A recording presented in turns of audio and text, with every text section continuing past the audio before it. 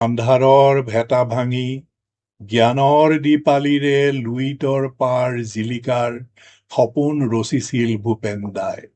নমস্কাৰ, মই তৰুণ বৰদলৈ।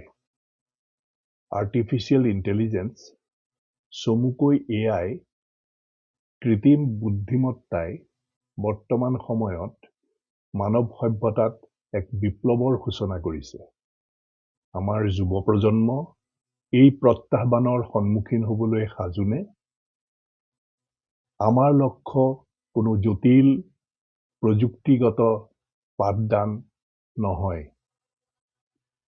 আমাৰ লক্ষ্য সহজ সৰল অসমীয়া ভাষাত চহৰৰ পৰা ভিতৰুৱা গ্ৰাম্যাঞ্চলৰ যুৱতী-যুৱতীসকলক AIৰ ব্যৱহাৰে কেনেকৈ শিক্ষা আৰু জীৱিকা নিৰ্বাহৰ পথ প্ৰশস্ত কৰিব পাৰে সেই বিষয়ে সজাগ কৰাটোহে। কাৰণ প্ৰতিভাই কোনো ঠিকনা চাই নাহে। আহক আমি সকলোৱে মিলি ভূপেন দাৰ সপোনৰ লুইতৰ পাৰ জিলিকাই তোলো।